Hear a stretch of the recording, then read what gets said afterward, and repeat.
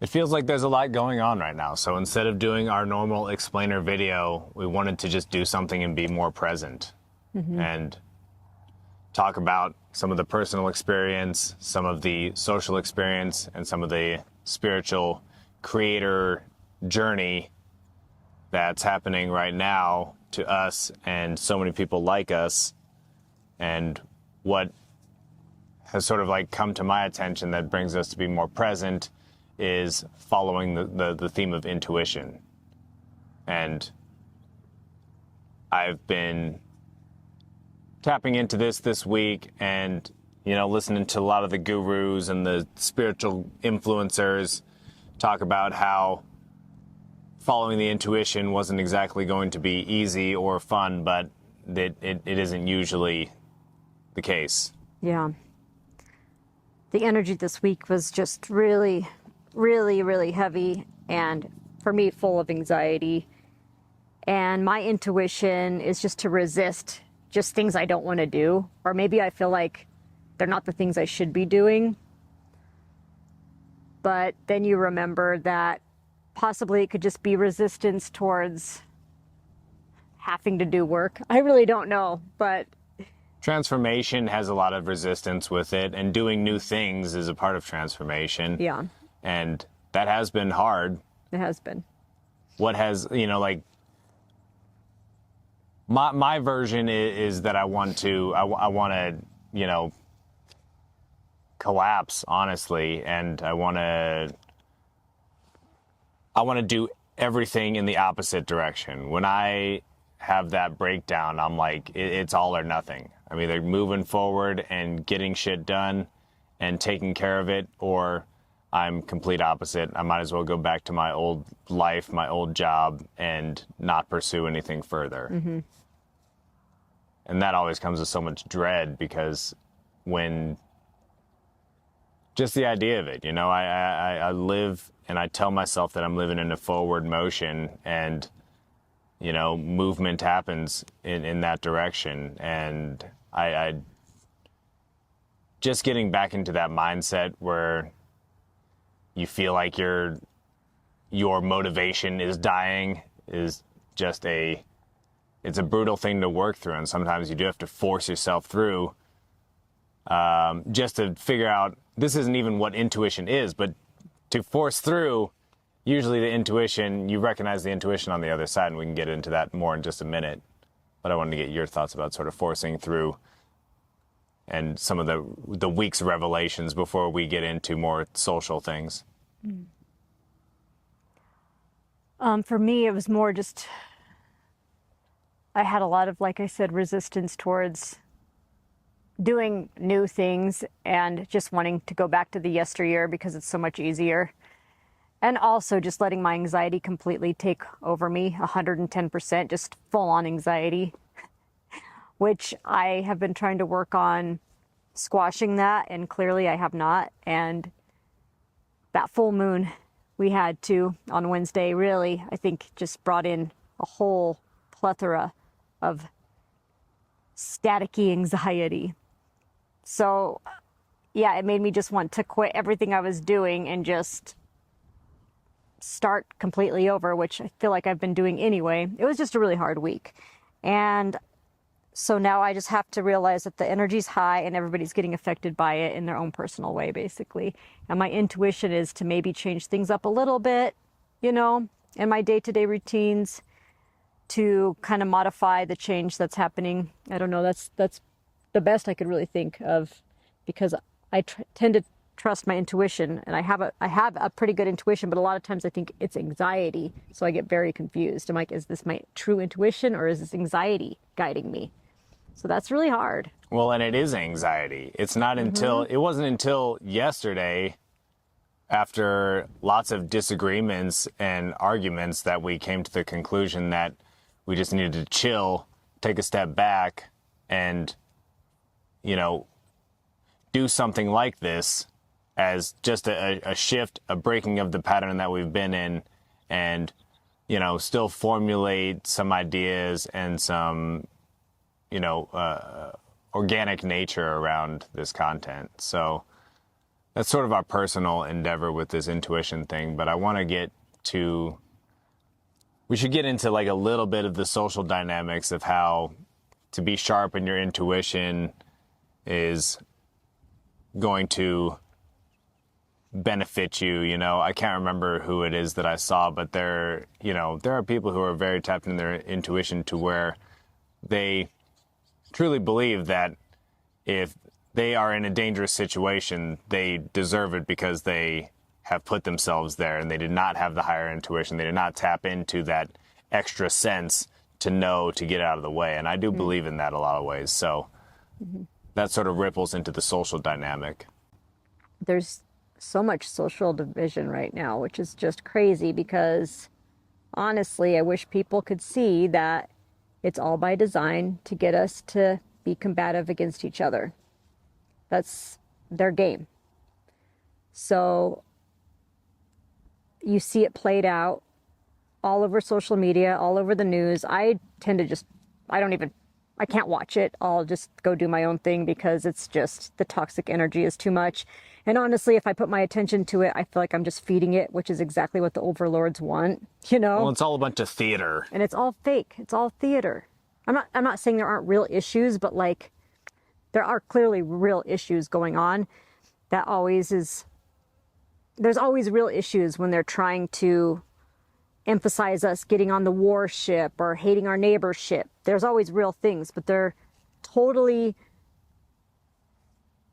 triggering people to jump on a side and then go at each other's throats instead of like saying, maybe the people that are controlling it is the issues and we have to stop playing their damn game.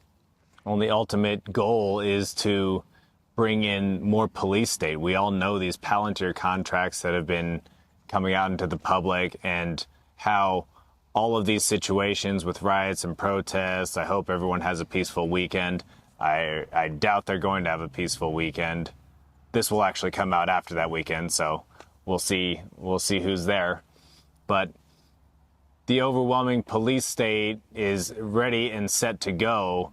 It's just a series of false flag or psyop after psyop, igniting your emotions, trying to get you involved and support one side or the other of the war machine, And there's the impending world war, which causes fear. There's the impending civil war, which causes fear.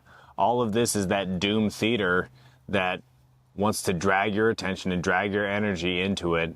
And this is, something that to be present and to have that heightened awareness is very important right now, and not to let them get into your soul, get into your psyche, because that's exactly what they're trying to do. And they're trying to get everybody to really stay on that low vibration that they're putting out, and like being like, okay, well, it's okay if we do war. It's okay if, we hate these people, or we're going to hate these people over here because they did such and such. But really, the truth is they're just trying to keep us in the damn program. Well, we live in the day where anything can be reported and redacted the second after, and it will still go out if it pushes the idea that you should be in fear and you should be angry and you should be hating someone else. Hating somebody. Not them, though. We're not going to hate them. We're going to hate our neighbor. So remain anti-war is our stance always, and pay attention to where that camera is being pointed and who benefits from it, because it's not us, it's not humanity that benefits from it. Never. The government and the globalists are not looking out for you. They never are. This is where I think it gets to a bigger spiritual and creative thing, and this is where I think this is helping us, where we blend sort of the two of our personal experience and our social experience. So let's get into what it is to be on the spiritual journey intuitively. Yeah, you can't spiritually. You can't just. You can't just think about, I'm going to be intuitive spiritually. When it happens, you're not even thinking about it. It's not something you're planning out to do. Downloads are not planned. No. And then for me, I tend to just stop doing certain things. Like I'll totally stop looking at social media 100%. It'll just start slowly happening. I just won't listen to podcasts. I won't look because I'm just so exhausted by it. And then I start, slowly start listening to music more, wanting to paint or just do something very creative.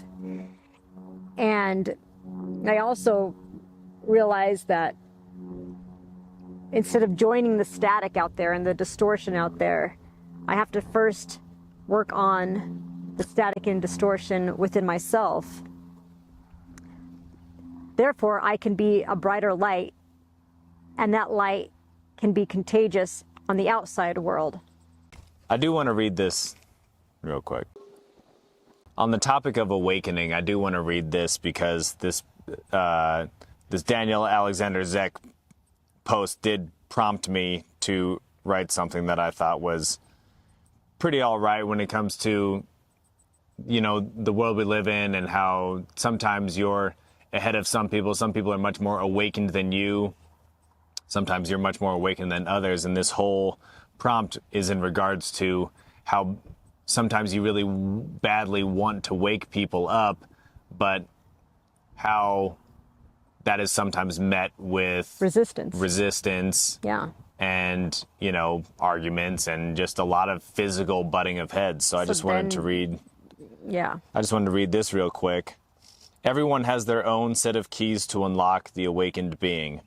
Trying to convince someone awake is too mechanistic, but dissolving the foundational parameters of thought that keep them confined to the material will revolutionize the mind and soul at a profound rate. Well said. And I think of what I mean by that is a lot of people, in the realms of spiritual therapy and hypnotherapy and stuff like that is like, or even addiction therapy. It's, dissolving what's at the core of causing the action is ultimately going to make it stop. It's like make the process unthinkable rather than try to squash it out with discipline. Yeah. And with all the static and distortion going on right now in the world, I think the best thing we can do is go within and try to face your own distortion, your own problems, your own hate, your own fears, whatever it might be, and really start asking yourself questions. Why do I feel this way?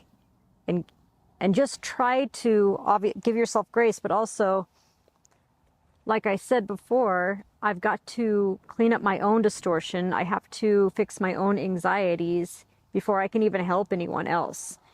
And I think, it's by design that all of us have a ton of anxiety and have all these problems. And it is so hard to confront them. It's so hard to go within and confront them. And I think that's why we have so much chaos and we have so much fighting right now. And we have so much butting of heads right now of people's beliefs and pick a side and all of that, because we all have so much anxiety. So, and we also have so much trauma and self-worth and all these things. But if we can start really looking inward and realizing, hey, we all have these damages. We're all damaged in these ways. But truly what we need is to heal ourselves. And when we do that, then we can heal, really, sounds cheesy, but we can heal the world. And we don't have to play these games. We don't have to fight amongst each other. We really don't. We don't have to listen to them. Well, and just as much as there is cataclysm and transformation happening out there on the global scale, on the collective scale, and we all feel it, there is those microcosmic cataclysms happening inside each individual, and probably even at a greater micro level inside of all of us, in our very cells of our being, in our DNA, in our mindset, in our actions, in our souls. Right. I mean, we do have the power to create a better world. We really do. We, as human beings, we have love. We are love. And we do care about each other deeply. And that's probably another reason why people get so triggered, too, because they actually do care. But I think if we need to focus the care on taking care of each other and seeing each other as, this is how I would treat my mother, or this is how I would treat my neighbor, you know, this is how I would treat my friend, treat everyone like that. I think a lot of these problems that have been purposely put on us would really go away. We just have to shift. We have to shift our attention to love and light, really. And it can be hard, but I think we can do it.